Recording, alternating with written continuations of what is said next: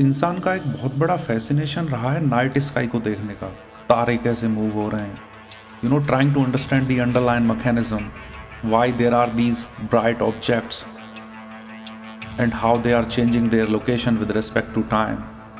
This is what people have been trying to decode since ages, and many cultures have written account or graphical representation of night sky. So one can fairly make an argument that the past civilizations had little bit of understanding what is going on, at least on grand scheme of things. तो starting के observation से लोगों ने देखा कि 7 ऐसे objects हैं sky में जो मूव हो रहे हैं। عد إلى البلاد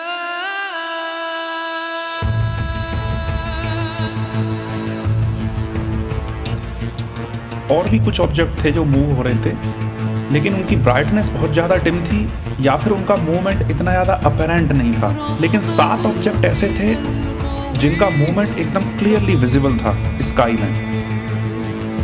तो उन 7 मूविंग ऑब्जेक्ट्स की वजह से लोगों ने 7 दिनों के नाम रख दिए।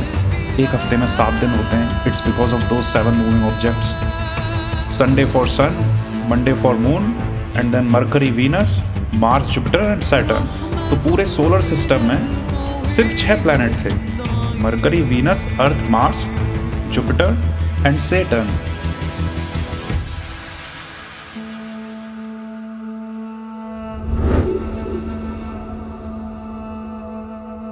सैटर्न के बाद अगला प्लैनेट यूरेनस। हालांकि यूरेनस एक बहुत ज्यादा बड़ा प्लैनेट है, लेकिन एट द सेम टाइम क्योंकि इसका डिस्टेंस हमसे बहुत ज्यादा दूर है, عد إلى البلاد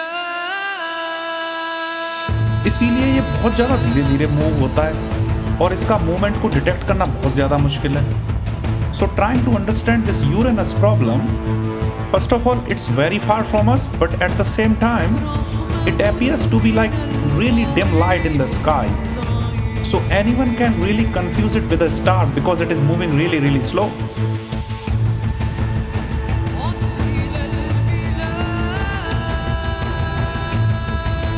Some cultures had little bit more knowledge in comparison to others about the universe. But overall this was like the type of model that there are stars which are like fixed, and then there are some other objects which are actually moving in time.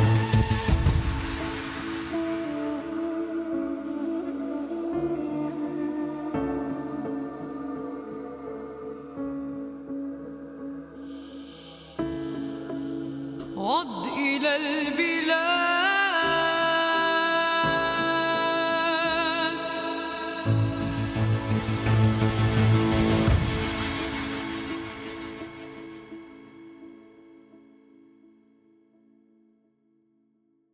इस story में सबसे बड़ा change आता है Galileo के साथ सन 1600 के around, मतलब करीब आज से 400 साल पहले, जब गैलीलियो ने टेलीस्कोप बनाया और टेलीस्कोप से मूविंग बॉडीज और स्टार्स को ऑब्जर्व किया।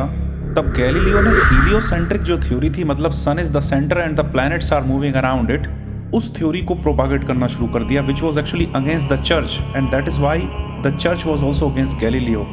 You know the biblical understanding is that we are the children of God and we are the center of this universe. Everything just revolve around us.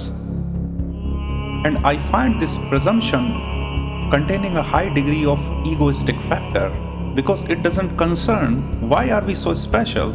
I mean, what have we done apart from just killing all the species on the planet and winning out in survival race? I don't really think that these features are the characteristic traits of a species which is meant to rule the universe in a way that everything is revolving around its planet. It is so fundamental. So humans had always been very egoistic about their existence. They always thought that they had certain kind of correlation with God.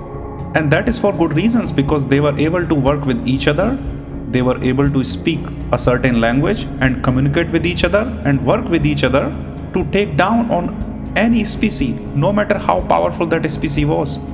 Take the example of a lion, of an elephant. Humans worked with each other and take all of them down, and they came out as winner in the survival race.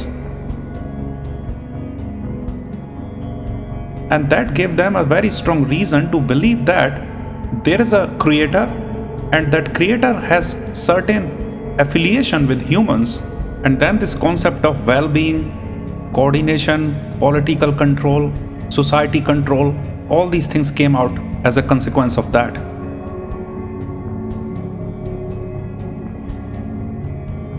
Galileo के बाद इस story में contribution आता है Kepler का। तो Kepler ने क्या किया कि एंगुलर मोमेंटम को कंजर्व करके एक इक्वेशन निकाली और उस इक्वेशन से जितने सारे प्लैनेट्स हैं उनकी ट्रेजेक्टरी को कैलकुलेट कर दिया। तो बेसिकली जो अंडरस्टैंडिंग पास्ट में थी कि जो प्लैनेट्स हैं वो गोल हैं, they are in the form of sphere, उनकी ट्रेजेक्टरी को कैलकुलेट कर दिया केपलर ने। और ये काम भी करीब करीब 1600 के अराउंड हुआ है। तो बेसिकली आज से 400 साल पहले तक सिर्फ इतना पता था कि अर्थ है, सन है, सन के चारों तरफ ये प्लैनेट घूम रहे हैं और उन प्लैनेट्स की ट्रेजेक्टरी को कैलकुलेट किया जा सकता है केपलर लॉ से। बस इतनी अंडरस्टैंडिंग थी।